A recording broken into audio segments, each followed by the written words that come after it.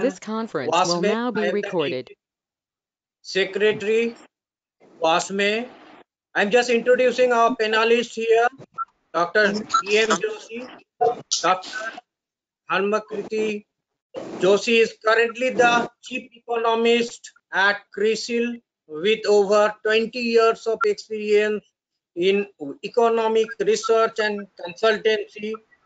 Career began in NCAER, where he spent 11 years. He then moved on to increasingly senior positions in Central Electricity Regulatory Commission, New Delhi, and CRISIL.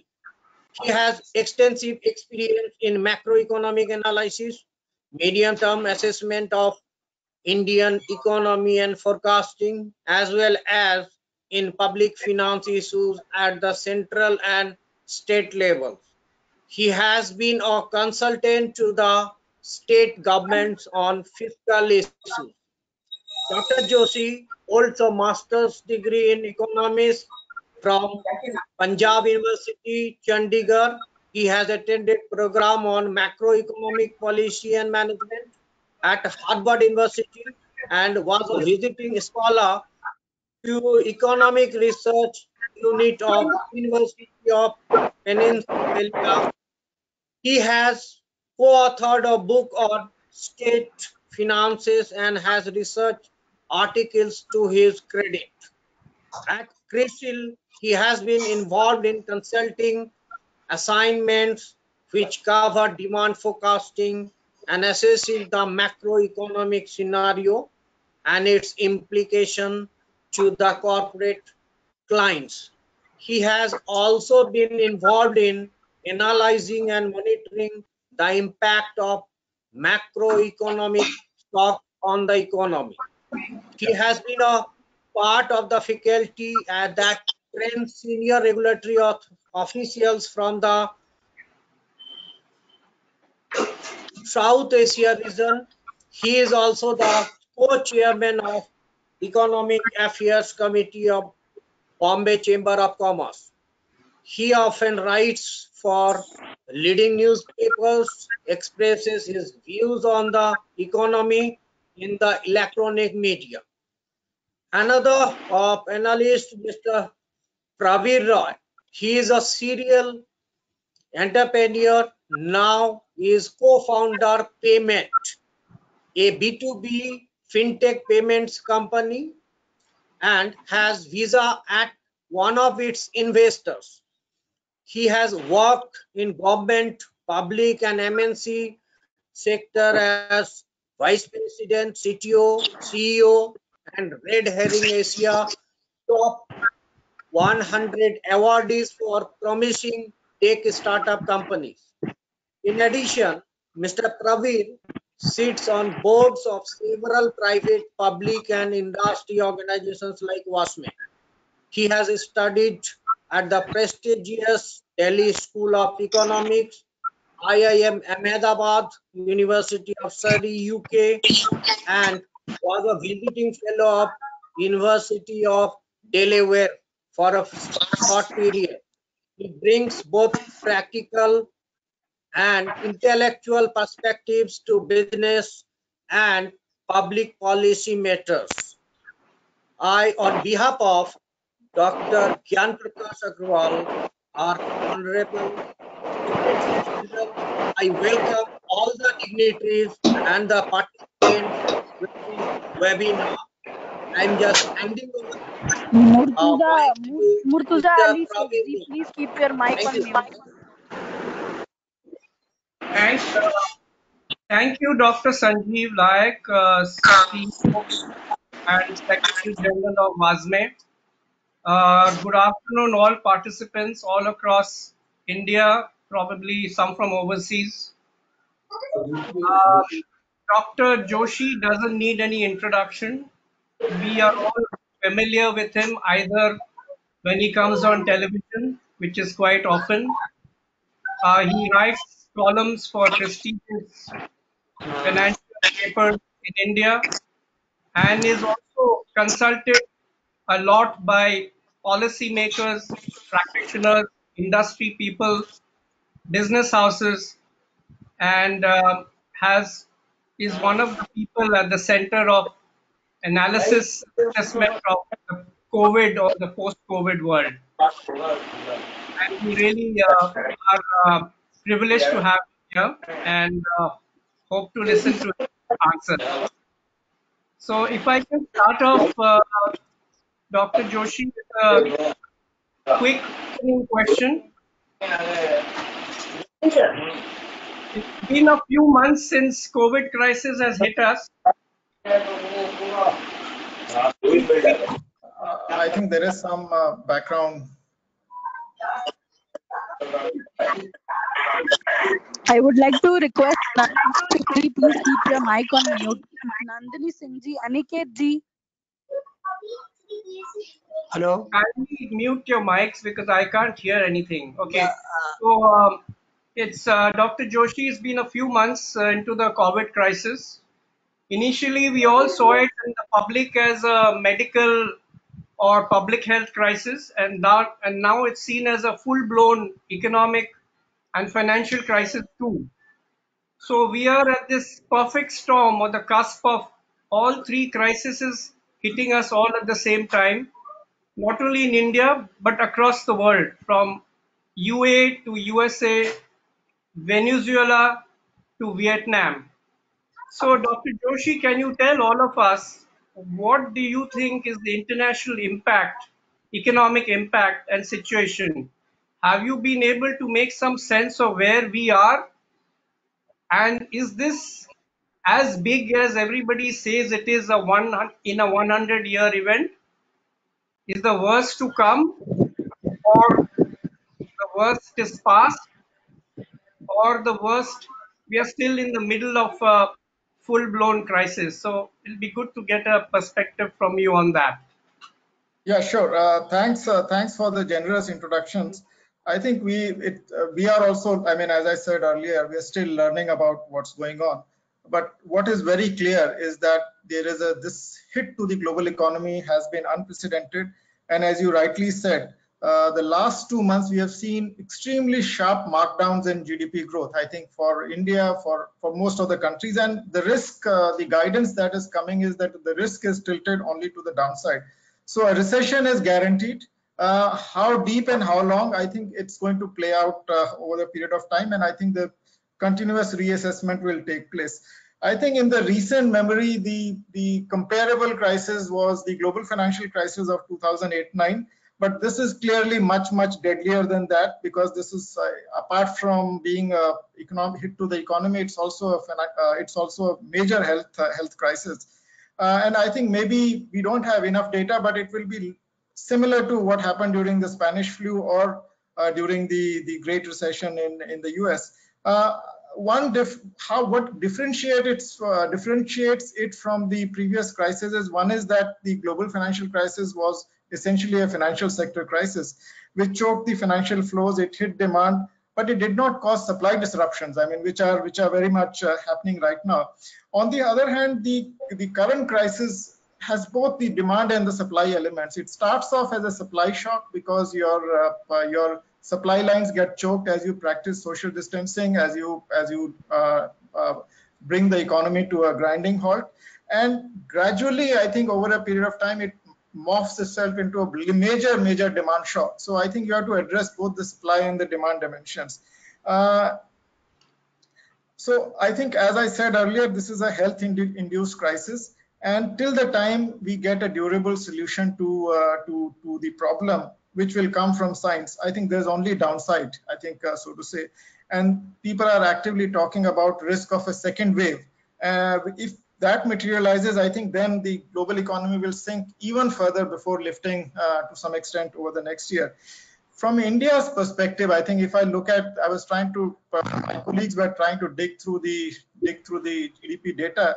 What we found is that in the last 70 years, India has seen negative growth only 3 times. In the recent memory, we haven't seen a recession or negative GDP growth. And all these 3 years were the hit was due to agriculture, because agriculture used to be about 50-60% of GDP. and if monsoons failed, the agriculture would drag the economy down. But this time it is different. I mean, interestingly, agriculture will do this year well this year, whereas the non-agriculture sector. So this crisis is induced more by the dynamic, the structure of the economy has changed. Industry and services have a larger weight. So I think from an India perspective, agriculture will do well. The non-agriculture will sink deeper and deeper as we go along. So that's, I think, basically our current understanding. And I just want to qualify that the risk is only to the downside. Very nice, very interesting. I think most of our participants are very well aware of global situation, and because of today's world is very different to the Spanish pandemic times. There's free flow of information today in real time. So, Dr. Joshi, do you think that this is the beginning of the end of globalization as you and I and many others have known it, where free trade flows and investments will be put on the back burner, and we enter a new stage of globalization with distancing and reshoring and nearshoring, tariff barriers and non-tariff barriers, and more administrative controls of free flow of labor, tourism, travel. Do you see that this is the end of globalization that the world is entering after maybe 30, 40 years? Well, I think if you flip through the latest issue of The Economist, you will get a sense that deglobalization is only going to become deeper and deeper going ahead. I think they have a cover story on this. Few years back, Joseph Stiglitz, the Nobel laureate, had written a book on globalization and its discontents. It is true that the economists viewed globalization as a net positive for an economy, and it was net positive for an economy because it brought many benefits. But what also happened was that not everybody benefited equally, right? I think there were a lot of losers. I mean, particularly if you are importing from China, let's say, then some production is US is going to get hit. And if those workers are not prepped up for higher qualification jobs, then I think they'll have nowhere to go. So clearly it bred a lot of discontent. There's no doubt. But recently, I think the other day I was again, I think, reading some stuff on it, and there was an article on discontents of deglobalization. So there are arguments on both the sides. So let me try to put it in perspective. So it is, as you rightly said, it is correct to say that we have been deglobalizing for almost a decade now. The global growth has become less trade intensive. Trade to GDP has been falling over a period of time. The supply chains after the global financial crisis have not expanded the way they were expanding earlier. Countries have been becoming more nationalistic. They have been looking inwards, less friendly to the migrants. And I think the crown on what takes the cake is the US-China tariff war. I mean, which is one event which will decide how we move ahead. The critical question is what is going to happen. I think so. So deglobalization will be clearly visible in some areas, I think, and countries, as I said, will be less welcoming to the immigrants from a labor perspective. The production will move offshore for some of the categories. I mean, particularly in strategic areas, medicines, etc.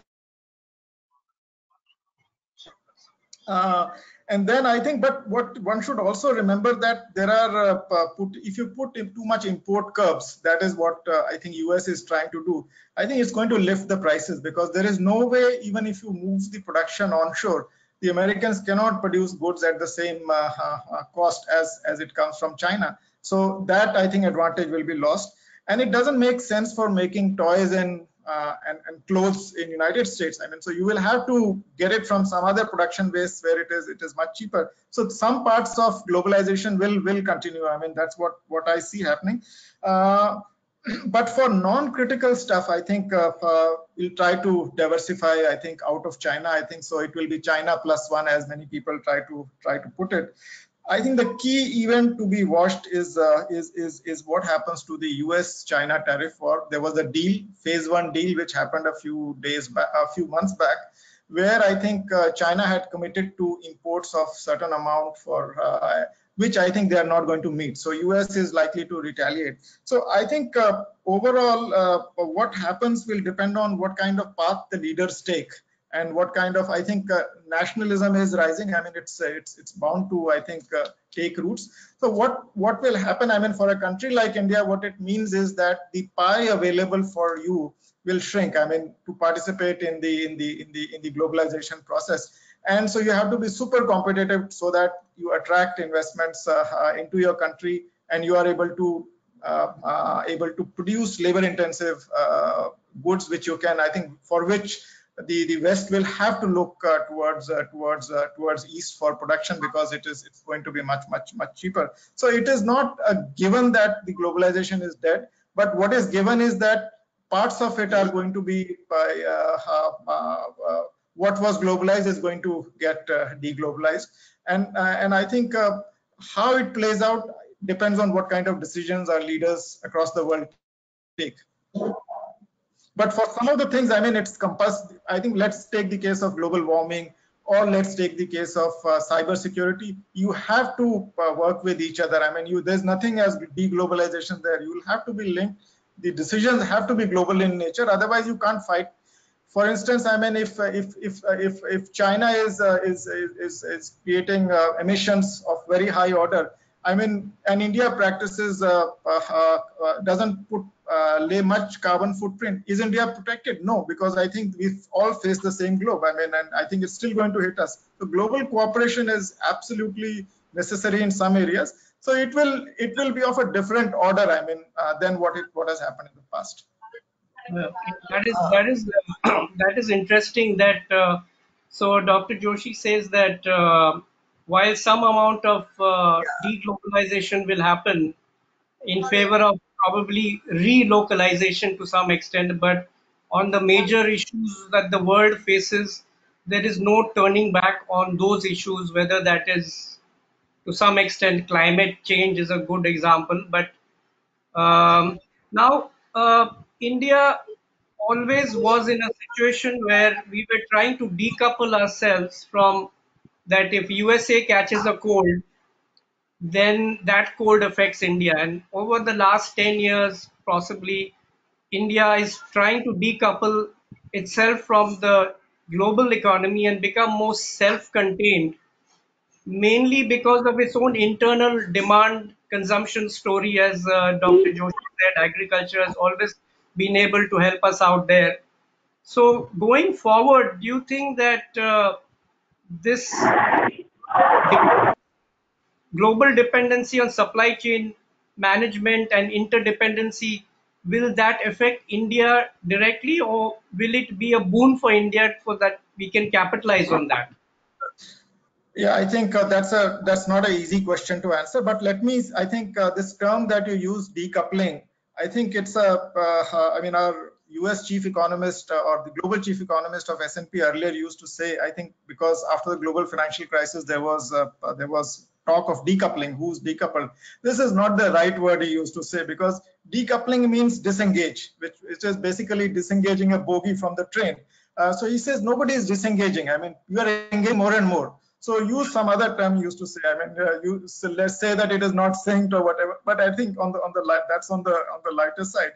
But clearly, I think India has become more engaged and more interconnected with the world economy. I mean, I'll give you some evidence of that.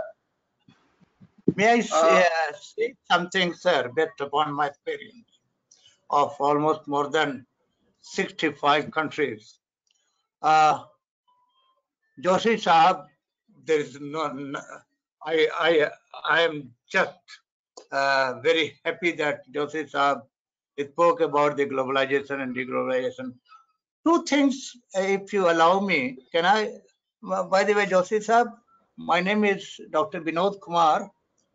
I started working with Harvard University, but I was in IIM Calcutta, and then in Holland with Maharishi Mahesh Yogi. I was his global chief for education and chancellor and vice chancellor. Now, I would like to say something different about this. Not different, but some kind of suggestion from my side. let there be no misunderstanding in the world that we are going to compete with them. Today, it is not the time of competitive environment. We are the collaborative strategy. There are two things that are important. One is strategic collaboration, and another is collaborative strategy. Strategic collaboration is well known, and Joseph knows it very well, and that is the UAE. All the kings had a super excellent strategic collaboration, and today it is the best managed country in the world. But I'm talking about collaborative strategy, because what happens is this, that we are going to operate at such a condition that people are looking at different countries in a different way, with their prejudices, with their opinions, with their mindset. Therefore, please, we should be getting into a strategic collaboration, but we must plan very effectively, meaningfully, properly, and appropriately the total roles and responsibilities, authorities, and accountability, whether it is agriculture, or it is industry, or it is medical area. I have done research in all these areas because when Right. I am Calcutta, we had all the Yes, centers, and I was the chairman of that yeah. center. Sorry Very to nice. So interrupt you, Dr. Vinod. strategic collaboration is very May we important. have the question answer session after the panel discussion, sir? Please. Yeah, in between I Okay. wanted, because I'm very happy Yeah. that Roy Saab and Joshi Saab, I am getting the opportunity of listening to them. So I thought, Well, why Yes, not yes. I So after the completion of the I'll discussion, do sir, that. we will have the I'll be question answer, yes, and yes, you can ask questions. thank you. Thank you. yes. So, yeah. So, a very good intervention by Dr. Pratap. Most of the participants probably here are business people and analysis and entrepreneurs and executives. And I think in their mind, they're all wondering and speculating as to what sort of recovery we will have, not only India, but the global economy. Will it be a V-shaped recovery? Will it be a U-shaped recovery? Will it be a W-shaped recovery? Will it be like a Nike swoosh shaped recovery or a hockey stick recovery? My own favorite it will be a bathtub recovery where it will be like the L curve joined with the swish curve. So it will be a drop and then long flat drop and then slow recovery. So, Dr. Joshi, you are privy to a lot of estimates across the world, and they are being revised every day, as you know, including CRISILs and S&Ps. I saw a report that IMF initially was expecting a very sharp V recovery to 7% next year. But I've also seen reports that we don't expect any sign of recovery for another 1 or 2 years. So, what is your assessment? What can you share with us as business people? As what do you see as the sense of the type of recovery that we will see in India and probably also in the world? Well, I think as you rightly said, I think the global forecast by IMF and by most bodies, I think they are talking of a deep fall this year and a very sharp lift next year, which essentially means a V shape.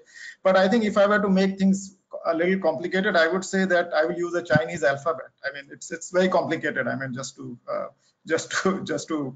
make home the point, it will follow the but jokes apart, I think India so far, I think whatever data we have, I think if you look at it, what you get a sense is that we have, when the crisis happened, we were expecting the worst, but we did manage to get a V. I mean, it was in the 2008-9 crisis, or it was in the balance of payment crisis of 1991. We managed to come out very quickly. But I think this is a very, very different animal that we are dealing with.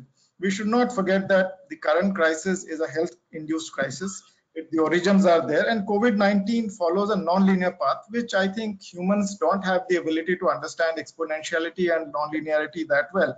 And so clearly, unless you know the path that the COVID-19 will follow, whether there will be a second wave or not, it's nearly impossible to figure out what kind of recovery will take place, because if it hits you again, then you get into a W shape kind of a thing.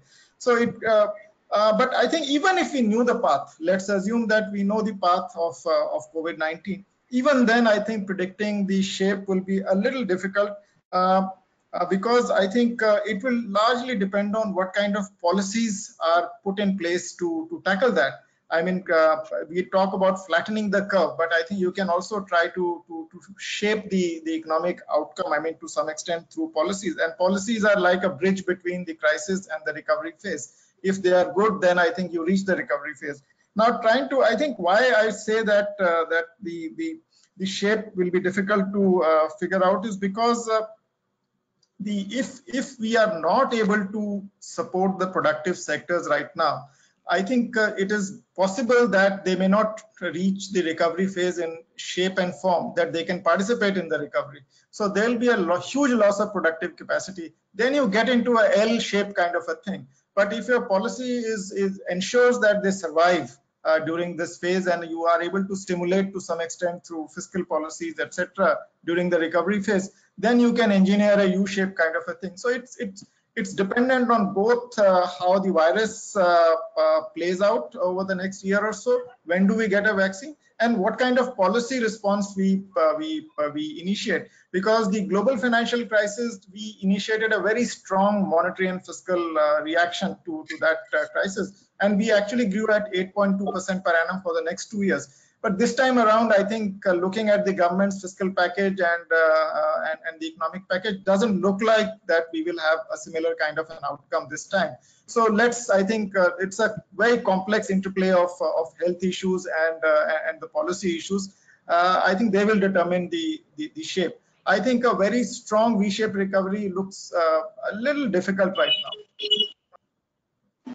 Yeah, I think obviously people are not going to be that happy hearing about that, because everybody expects a sharp V, perhaps to some extent because of what happened in 2008. But as we also know, that I always keep saying to people that the world economy is like a super tanker on the high sea, and it has hit a brick wall. So it comes to us absolutely to a stationary halt. So I think to start, as Newton's first law says, to start a stationary object requires much more effort and energy than a moving object. So I think we have reached a situation where we are in that dilemma of how to start a car when it is rolling back on a slope. So I think if I may add, Prabir, here just a little bit, I think more important than how quickly we recover is whether we sustain that recovery over a medium term or not. I think that's more important, because base effect will lift you in any case. I mean, you've fallen so much, so I mean, you'll come back to the normal. It will look like a V, but whether you will sustain that, I mean, beyond the base effect, I think that's the key question. I think that is very important. Just before we come into some questions on MSME, just to remain on the India story a bit more, many, at least I have seen 6 crises in my business career. So I'm just trying to understand that India was chugging along nicely at about 8% growth till a few years back. And today, as we speak, probably we are at 0% growth, maybe less. So, what do you say, DK, about the resilience of the Indian economy? Or is it a resilient economy that we take 10 years to reach 8% growth, and then we take only 1 quarter or 2 quarters to drop down to near zero? What does it say about the economy? Or is it a fair question for me to even ask, because all economies have been hit very badly? Yeah, no, I think that, see, I would say that, I mean, if you look at, as you rightly said, I think there were periods when we grew at 8% also, but from a slightly longer term, if I take a decadal average, I think the last decade's average GDP growth is 7%. So clearly we now can say that we have a track record of high growth, I mean, in some sense. And from a long-term perspective, we have shown some resilience. I mean, the average growth still remains high. I mean, it's unlike the western part of the world where the growth is on a long-term basis only trending down. I think that's not the case with us. I mean, so we have been trending up. But I think the tyranny of averages is that it masks the volatility that we see. And I think we have been in various camps. I mean, sometimes fragile, sometimes resilient, depending on the macroeconomic policies that are followed. So just to give you take it forward, the last decade saw two sharp downturns. One is ongoing, I mean, which I think started in 2019-20 or even before that, and the other one was in 2012. So in 2012, we all know what caused it: policy paralysis and corruption scandals, etc. But I think the current the resilience of the economy when it faced the COVID-19 was not that strong, I would say, for following reasons. Number one, I think the growth was already coming down from 8% to 6.5% to 6%, and to, I think, in 1920 we probably grew at 4%. So clearly, I think and what was interesting was that the consumption, which was our bulwark, I mean, which was the strongest part of our economy, actually slowed down very sharply in 1920. There was a hit to the auto sector, the telecom, the freight movement was very weak. So everything was pointing towards a very towards lower resilience of the economy, or I would say more vulnerability. Business confidence, consumer confidence, as per the Reserve Bank of India surveys, were at a decadal low. And I think finally, what is really important is the finance is the lifeblood of the economy. And I think what we were seeing is the crisis move from the banking sector to the non-banking sector, and then finally, I think to some extent to the private banking sector. All that is going to become even more stressful right now. So what it essentially means is the financial sector has very limited ability to lubricate rest of the economy. So that we are in some sense not in a very strong position to take the COVID head on. Nobody in the world is, but I think we were a little, and I think so. If I look forward, I would say that we do not have the ability to offset the cyclical impact or the short-term impact of COVID-19, but we can create drivers for long to medium term, which essentially means that if I think government does manage to push reforms that it is talking about and does manage to implement them properly, I think implementing properly is a key question. Then I think you could see the resilience of the economy come back over the medium run. But right now, in the short run, I think we are not. Nobody is Dr. in a Michael, position please mute your mic. Dr. Michael. Yeah. Mic is open.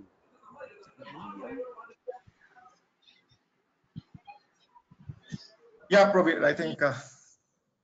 Yeah, I think there was some yeah, I think that's very interesting. And now to local is vocal, so or rather vocal on local.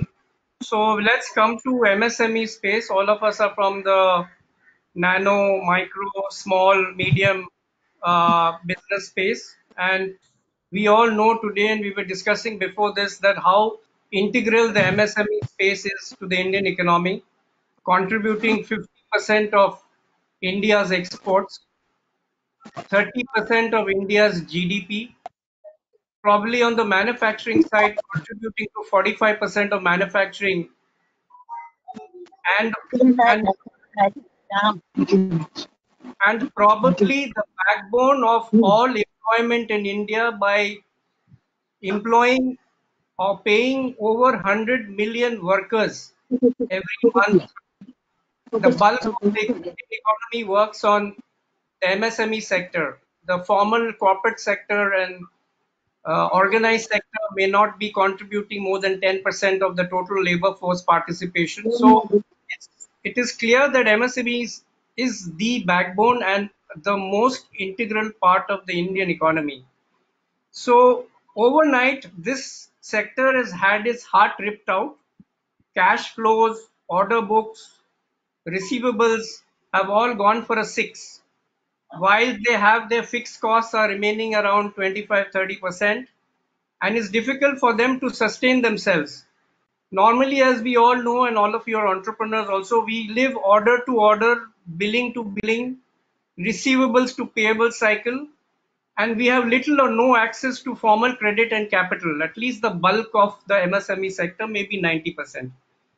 I was told in the last meeting of the WASME board that maybe 30% of MSMEs may not survive this crisis.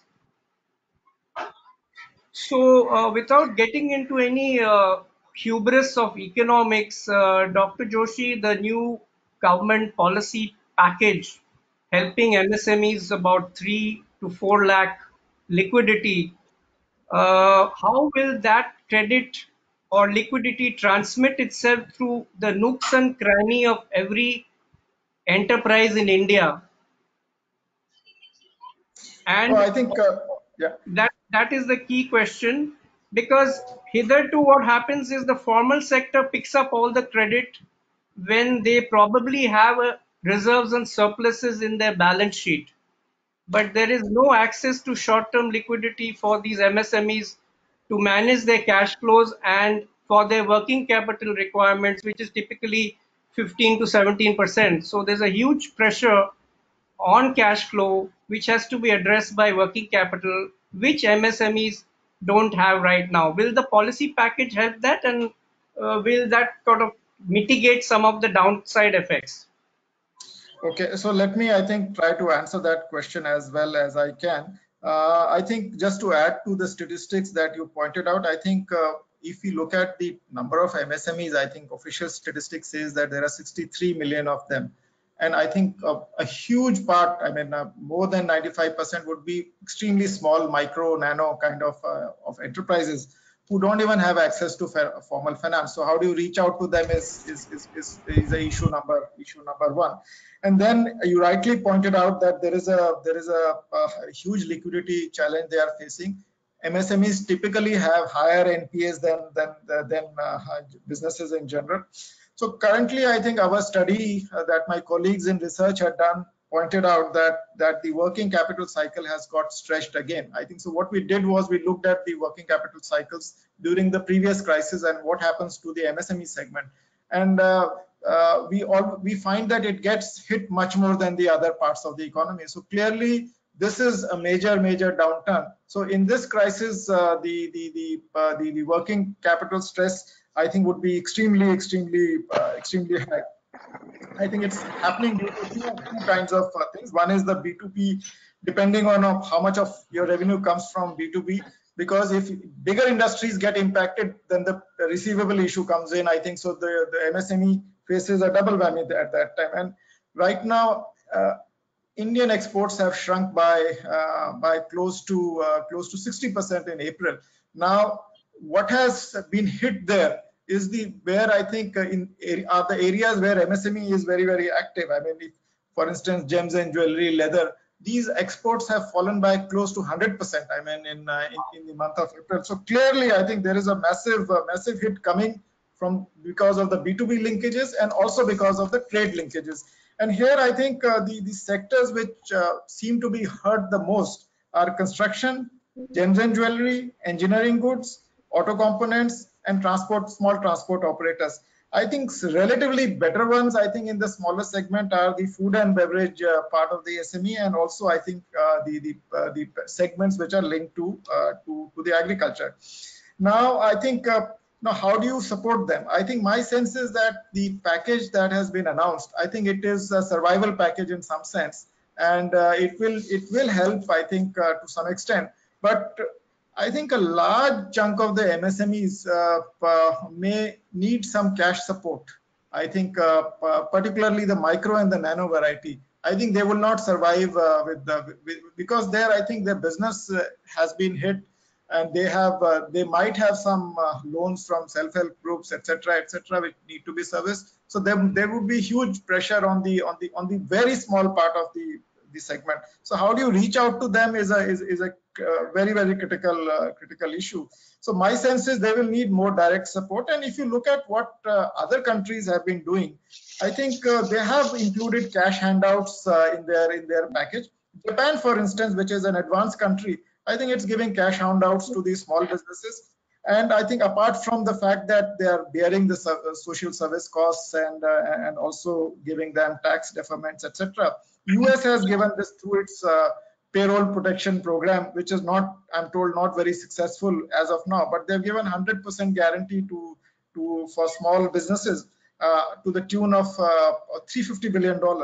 And Spain, I think, is giving 80% guarantee, and Germany 90%, so on and so forth. So I think there are various methods that are being used to support the MSME segment. My sense is that the credit is one of the ways. I think you will also need to support the smaller ones with some sort of some modified version of a payroll support, where I think the payments could be conditional upon companies maintaining their payroll. I mean the employees. I mean not firing them. So you can, because if you give 100% payroll support, we all know that there are moral hazard issues. I mean, and implementation would be a very big challenge. I mean, so right now for the small segment, how does the banking sector perceive them, and are they willing to give them loans? And I think the second part would be, how do you reach out to the areas which are unbanked, completely unbanked? So I think that would be a major challenge. I think that's my limited understanding of the MSME segment, but my sense is some sort of cash support is required. Yeah, I think it's very interesting that you mentioned the US Payment Protection Program, because I think they have earmarked about $1 trillion odd dollars to help companies retain their employees for 2 to 3 months. I think as an economist, everybody would know that that will go out and increase your aggregate demand and create increase in consumption, and therefore demand, and therefore a new cycle of investment and capacity addition, etc., and help you to recover. So I don't want to end on a pessimistic note. So using you here as gives me an opportunity to say that every crisis, they say, has a silver lining. And Winston Churchill was famous to have said that everybody loves a good crisis, or something like that. So do you see any silver lining or new opportunities that the MSME sector can capitalize on, or do you remain cautiously optimistic, or are you more naturally reserved as an economist and you want to base your prognosis on data and evidence? Yeah, I think I would go by more data and evidence, which is in very short supply right now. And I think most of the prognosis, I think the role of judgment in the forecast and also in the assessment has become so large. I think that that judgment is very flippant. It's changing every week. But I just wanted to say that I think as far as the opportunity is concerned, I don't have enough knowledge of this segment to figure out what kind of opportunity would be there, but the world is definitely going to change. I mean, that is for sure. This is what we typically in economics are used to assessing the slowdowns in the economy, which are more gradual in nature. I mean, there is no sudden stop. This is what I think my colleagues call a sudden stop economics. I mean, there's no way to figure out what is the way out of it and how long it's going to. And we are learning about it, and I think the long run effects of this will be visible. But if I may just say a few things which are likely to happen going ahead, which might I mean, we'll have to draw linkages to the small and medium enterprises or small sector as well. I think one thing for sure is governments will now have a much bigger role than they had previously. I think that trend is emerging, and I think it will get cemented even more. We will have probably less travel and more healthcare, as my American colleagues put it. Fewer casinos and more clinics. I think the other thing that we will see is that this is a very different kind of a health crisis. I mean, if I get a heart attack or if I get any other disease, I don't make others sick. Here, I think the problem is that if you get COVID-19, you are also risking the rest of the population, because you can spread it. So here, I think in this case, the role of the government becomes very, very important in healthcare. And since pandemics are now going to be a part of us, I mean, we've seen pandemics of smaller varieties, Ebola, Nipah. I think that they haven't been blown out of proportion. But the point is, how do you know that the next pandemic will not be very, very contagious and very lethal also? So I think the role of public or the role of government in managing the healthcare will rise, because here it's not limited to the individual. It is actually, it's about the whole society. So that can only be done by the government. So that's an important aspect, I think, which we will see particularly in the healthcare. And then I think it will also trigger the low-cost healthcare, where I think the small segment in production can come in. I mean, we have seen innovations in the last couple of days where ventilators of a cheaper variety are being manufactured, and so on and so forth. I think here the smaller and more nimble segments can participate more.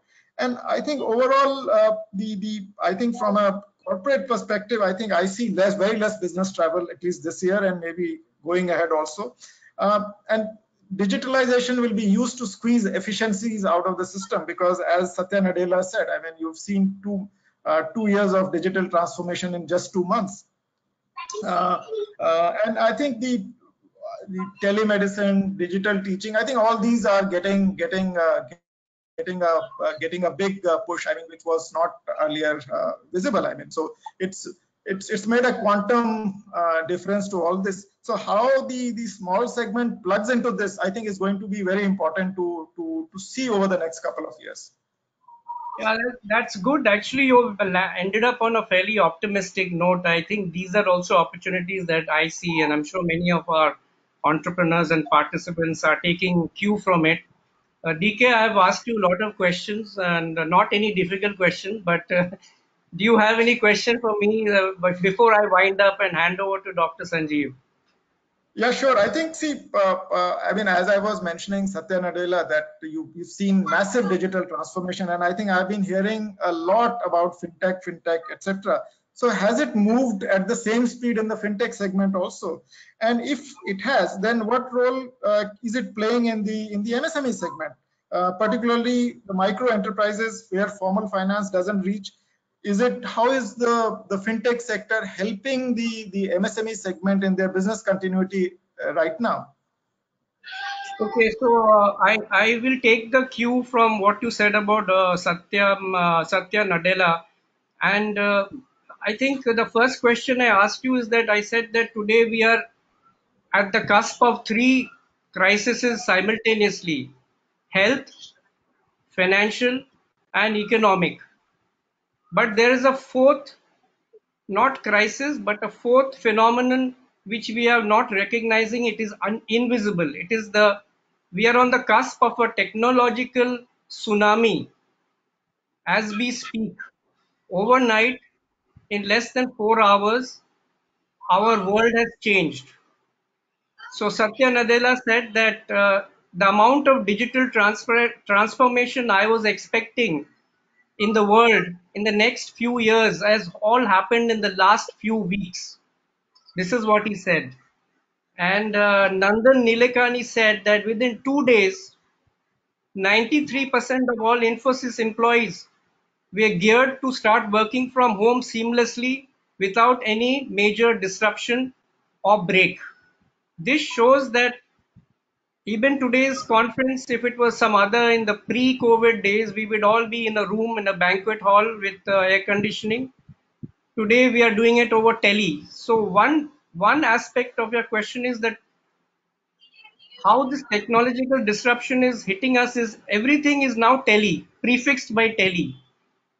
Telehealth, telemedicine, telecommuting, teleconferences, even sports have become tele events. And this morning, before I came for this engagement, I did an entire teletherapy session on my shoulder with my physiotherapist, totally on Zoom. And the bill also came like bill for telephysiotherapy.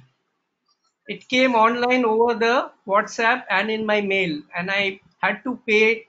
And this is a very touchy feely and physical contact oriented activity, therapy, physical therapy for frozen shoulder. So this has changed our world. We are talking over teleconference. We all know all the names of the video conference apps. Our online deliveries become contactless overnight. Social distancing is a new term. Contactless is the next new term. So that is one aspect of the digital transformation of our technology disruption, which is we are all grappling with. And the second more important thing, which I see happening and is invisible right now, is the emergence of something which I call as telemigrants. Now, telemigrant is a person who's sitting far away from the point of consumption and is a white collar professional worker in front of a screen. So, if the first 20 years or 30 years of globalization was about the supply chain management of physical goods, tomorrow's world is all about disruption, about the professional salaried class. They will also, their supply chain will also change, where a lot of it will become virtual and digital. And here what will happen is that job redundancy will be greater than job replacement in the short term. The second feature I am seeing is the advent of what I call as globotics. So the professional white collar person is sitting and delivering a service somewhere in the world, but a lot of that service also gets automated. Machine learning, analytics, artificial intelligence. And therefore, that leads to another transformation where you're substituting human capital at the highest level: doctor, scientist, engineer, lawyer, actuarial, chartered accountant. Not economist DK as yet, but you never can predict. But this is another movement I'm seeing going to happen where, and Chetan Dubey is an Indian scientist who's created a robot which knows 30 languages, can converse in 30 languages on a phone, can read 1,000-page manual in 30 seconds. So he has automated high-end skill into a into a technological product. So this is another disruption, as I call, as part of my technological tsunami, which will kick off the trend. Always we thought that the future of work, we used to hear seminars, future of work, industrial revolution 4.0, and we used to be going to these seminars because it's somewhere in the future. But it is actually here, and in less than 2 months, that future is already arrived. So I think there's a famous McKinsey article which is there. You can check it. The title of the article is "The Future Will Never Be the Same Again." So the future has also reinvented itself. What we used to think as the future is digital transformation, um, industrial revolution 4.0, the future of work. That is now present. So we have to reinvent and reconstruct the future as we have known it till date. So, and the second part of your question is whether fintech is up to it. That's a great question. And fintech, now, you said in the beginning, Dr. Joshi, that 10% of MSMEs only have access to formal credit. So that means 90% or nearly, say, 55 million MSMEs still below the radar. Say 4 or 5 million MSCs have got access to formal credit, formal banking system, formal financial sector, but 90% is still outside that sector. What role can fintech play in that? So my view is that fintech can help to lubricate and provide liquidity and solvency to the large part of the below the radar MSME sector by lending to these people for meeting their working capital loans, because they may not come to banks. Even if they come, they may not be eligible.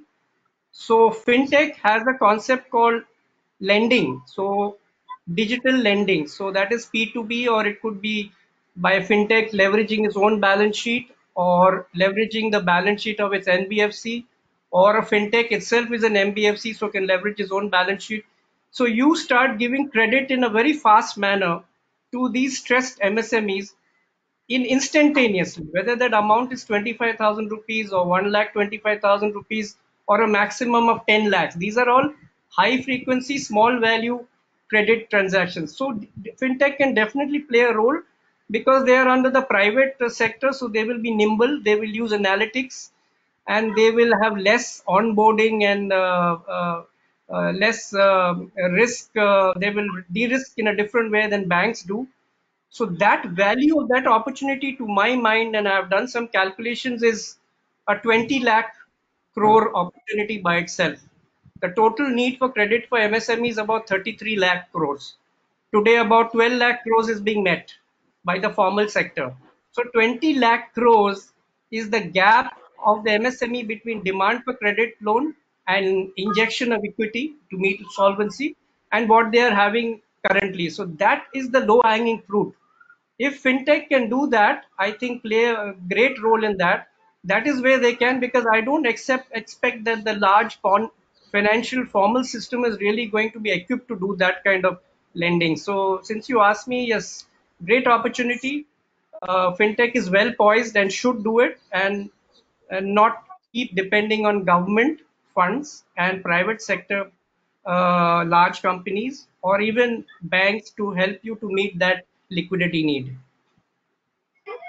So hopefully Very I've answered. interesting. Yeah.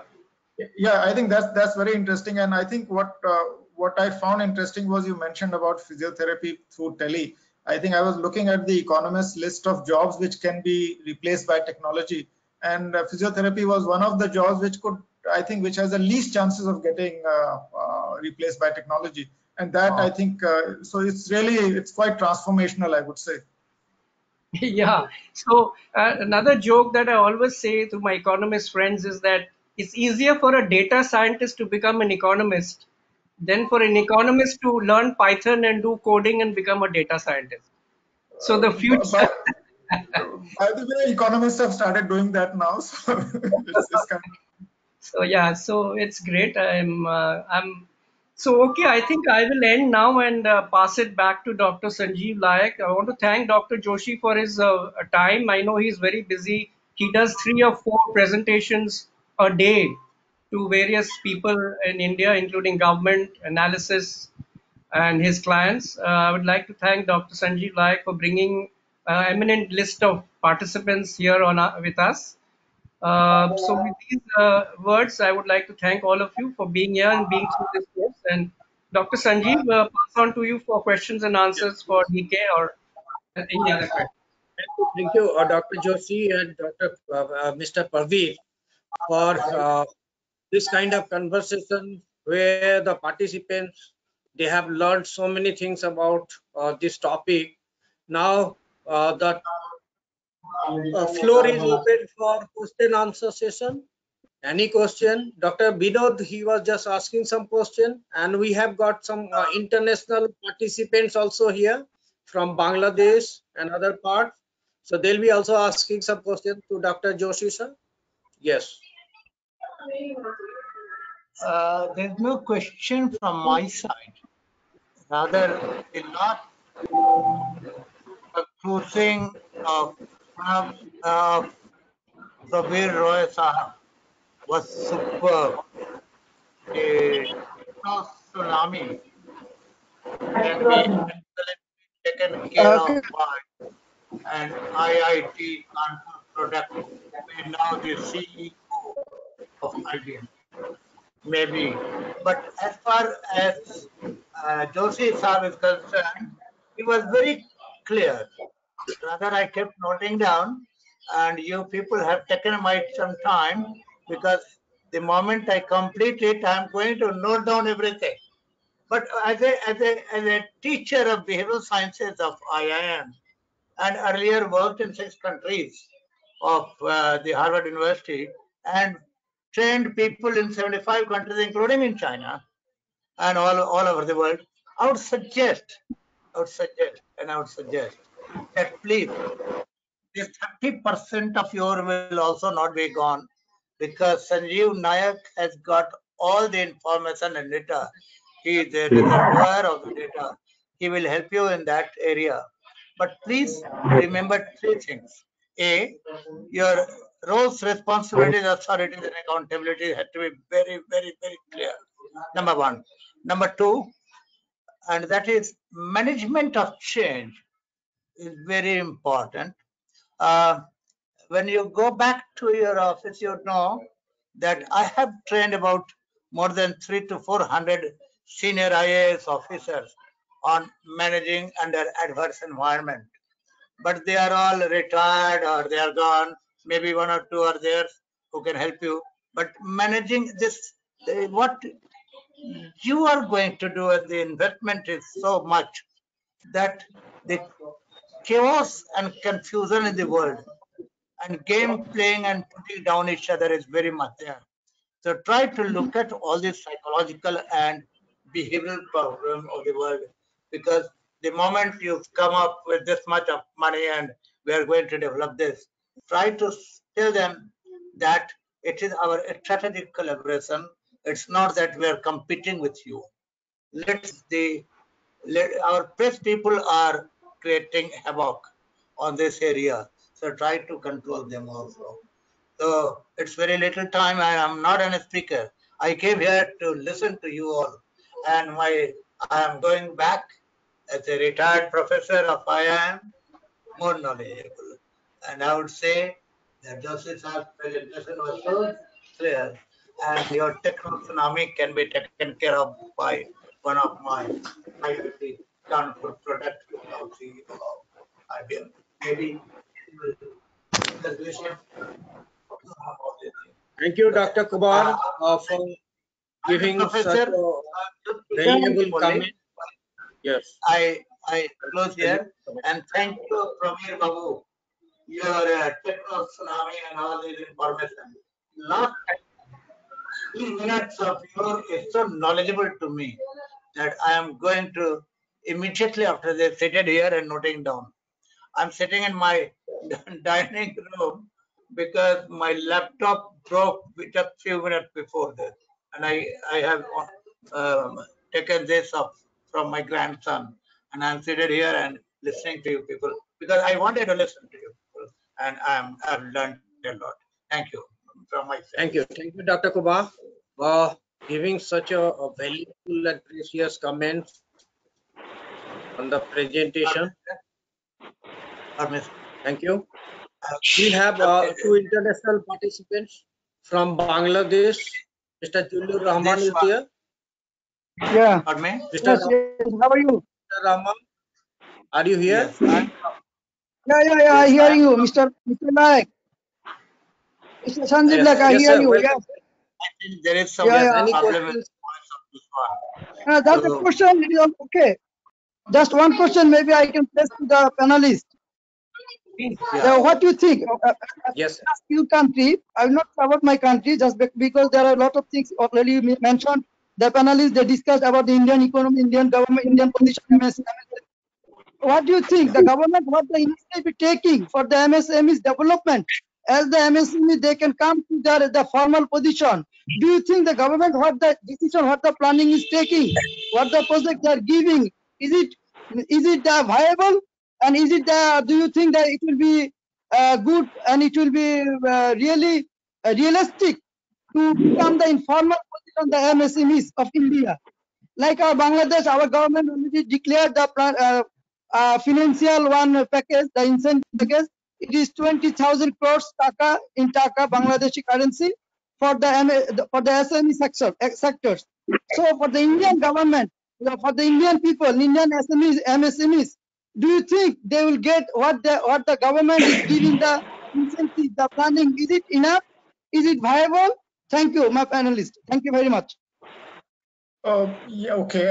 Let me give my two cents to this. I think what government has done is they are not giving direct support, but they are giving guaranteed loans, which is, I think, promised to the tune of 3 lakh crores. I think so. The issue here is that folks or MSMEs with formal finance may still be able to take advantage of that.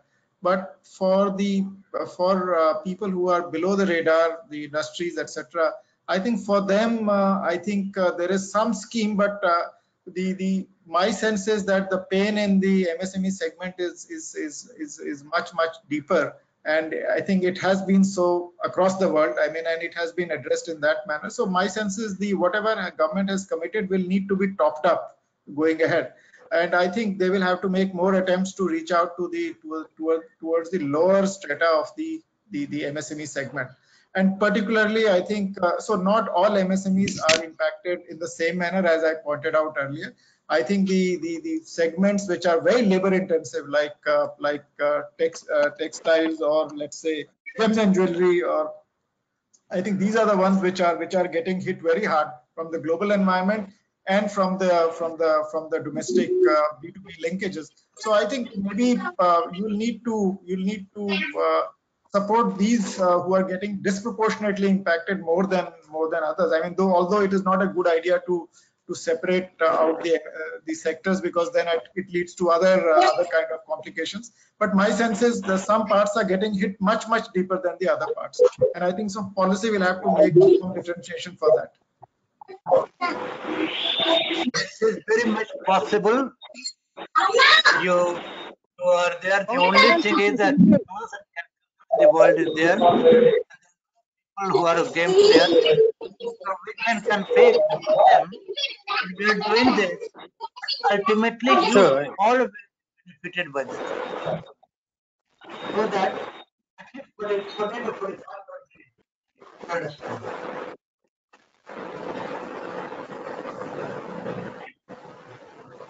I'm very happy that I came here. So I didn't come to lecture, but I just came to learn.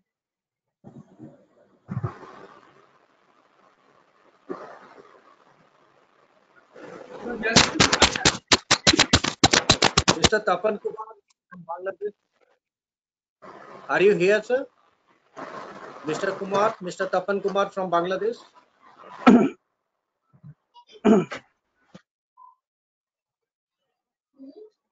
Any other query from any other participant?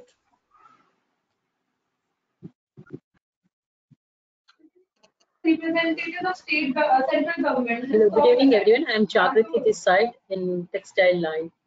I'm into ethnic fabric work. And my question, and I am totally agree with Mr. Dharmadakari Joshi ji.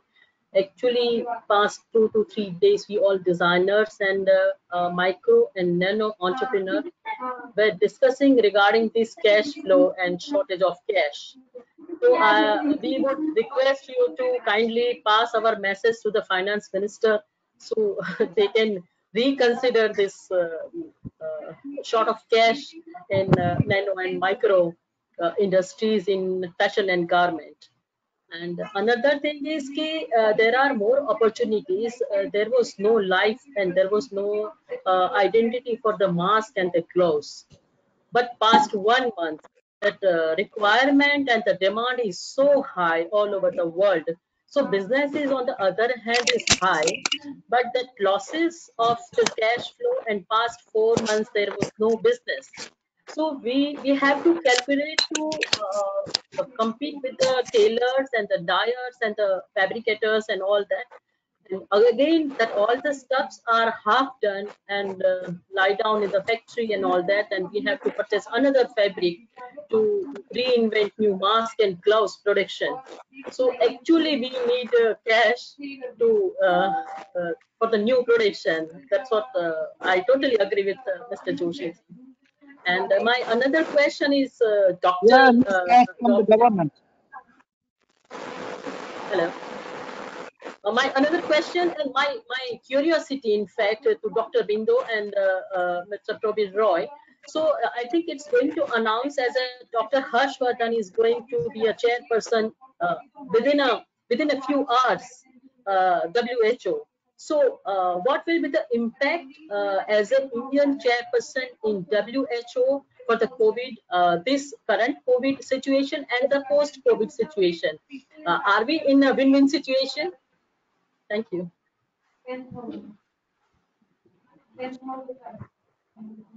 so I think this is a non-economic question, but let me see how best one can give you a response, just like you would give me a response if I asked you something like that. I think materially, I think being the chairperson of WHO is a good thing for India to drive the future program of WHO. But in the short term, as to how much impact WHO can have on the administration and management of COVID pandemic, other than what they are already doing, and we are member of WHO, that needs to be seen, because I think they will take a very uniform and neutral approach to all countries. Yes. Obviously, India is a responsible and large country, so we should look forward to some additional support and assistance from WHO. Um, but in the short term, we have to yet see how much impact they will have. I think, to put it quite bluntly, the ball is in our court. We have to manage our own pandemic situation just like most countries have done. Taiwan, Singapore, South Korea, and many other countries have managed to do by themselves. Taiwan is not even a member of WHO. It is the number one country who has managed pandemic and flattened the curve and had his life is back to normal there. So we should not look to one agency or entity to solve a problem. I think the solution lies within the country amongst all of us, government, stakeholders, corporates, companies, citizens, NGOs, and I think that is the way we are going, and we have been dealing with it on ourselves. So let's move forward and look to WHO for any further guidance and resources and support. Thank you.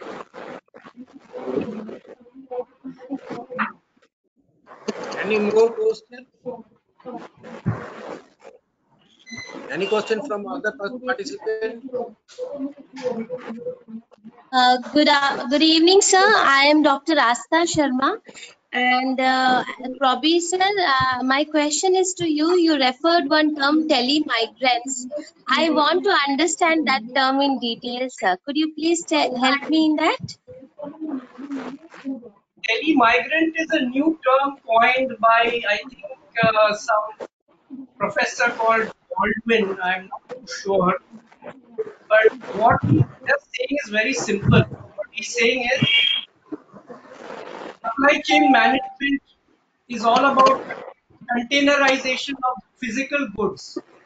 So manufacturing is somewhere else and consumption of that good is 10,000 miles away. So that is how you do supply chain management, by locating in the place where it's easiest to produce, cheapest to produce, etc. So that has happened in the physical space.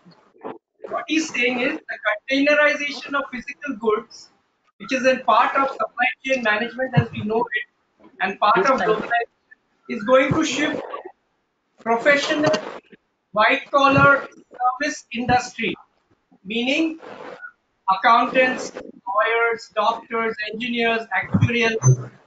The upper end of white collar can start part of their own supply chain by having that resource somewhere in Philippines, and you can dial up your physiotherapy to somewhere else in the world. Doesn't have to go to the clinic, perhaps. So this migration will happen of white collar supply chain management over telecommuting or tele communication. So that is the concept.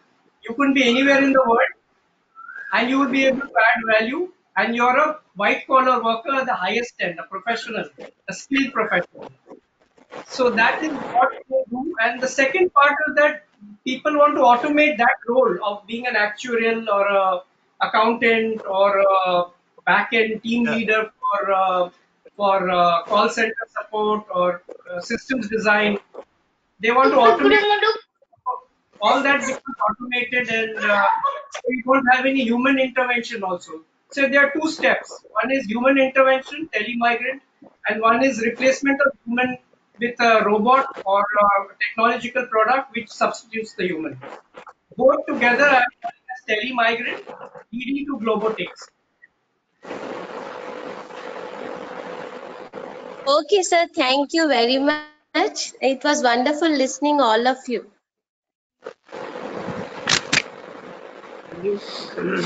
Any more question?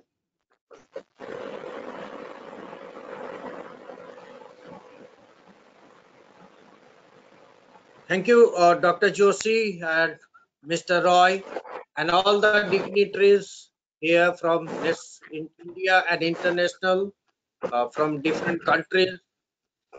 Such a wonderful session this is. We have learned so many things from Dr. Joshi and Mr. Roy and other participants. They have also asked some questions. Now, thank you very much. And we'll be just launching another international live webinar on 12th of June. We'll be sending you another invite so that you can also join. Thank you very much. Thank you. Thank you. Thank you. Thank you so much. Thank you, everyone. Thanks, everyone. Thank you. Thank you. Thank you so much.